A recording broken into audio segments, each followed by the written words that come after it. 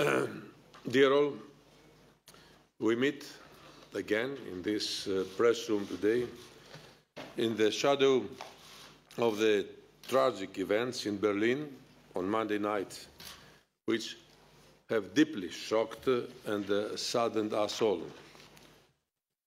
At a time when Europeans are gathering ahead of Christmas and New Year celebrations, we are now overcome by grief.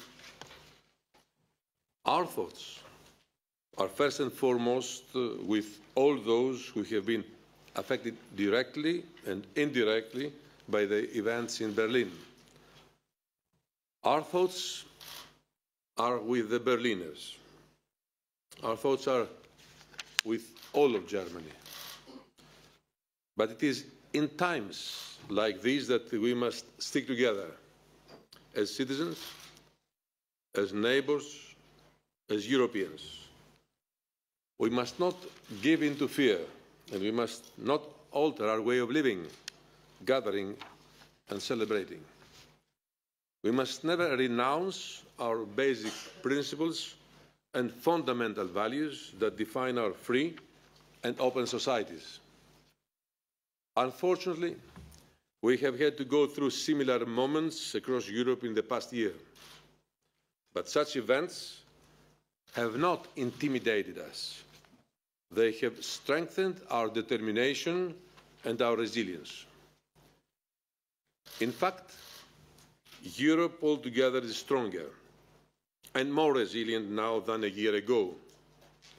Even since we put the European agenda on security on the table in April 2015, we have made significant progress in our joint fight against terrorism, in improving the tools to increase information sharing amongst member states, and in strengthening the management of our external borders, thereby increasingly adding the building blocks towards an effective security union.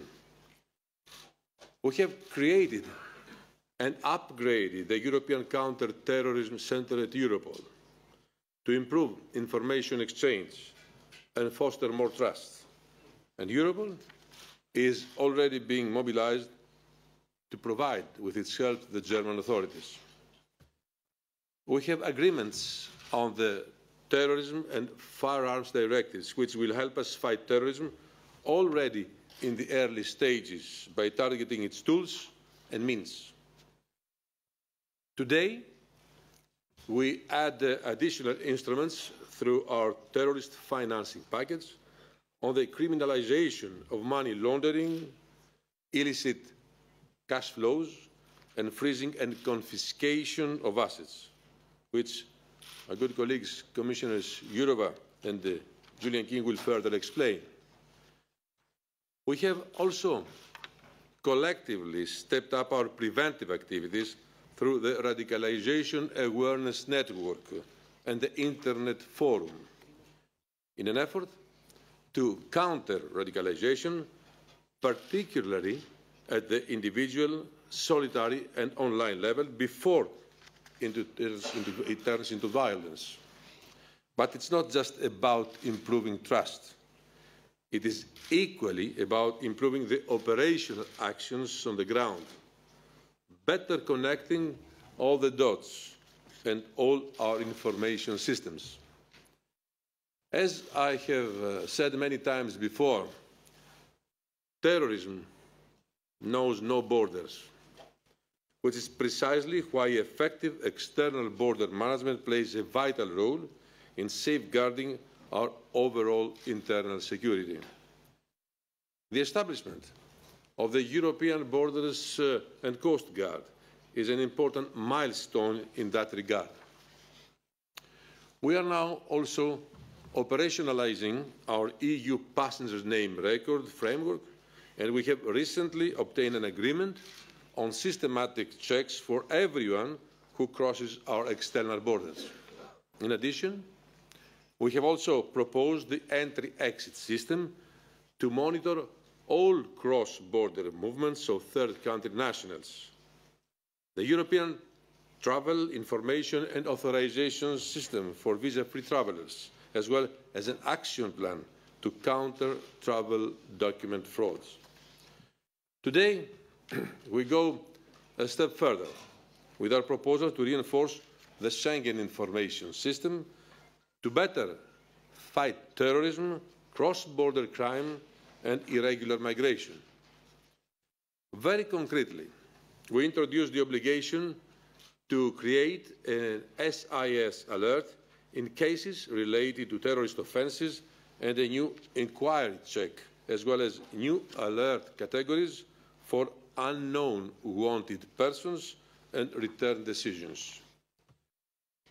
This will contribute to the effective enforcement of any entry ban for third country nationals at the external borders by making its introduction in the SIS compulsory. In addition, Europol and Eurojust get full access rights and the new European Border and Coast Guard too. However, enhancing our security when mobility is increasing globally does not mean we should limit mobility as such. We want Europe to become safer, but not closed.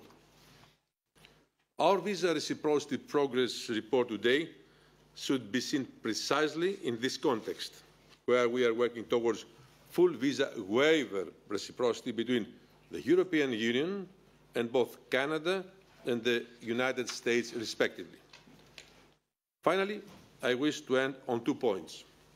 Firstly, fighting terrorism is not just a European challenge, but a global one. We are united with our neighbours and partners in Turkey, in the Middle East, and in Northern Africa, but also the United States, in this joint fight and endeavour to make the world a safer place for all. Secondly, while we say that our openness should not come at the expense of our security, so too our security should not come at the expense of our openness and tolerance. Thank you.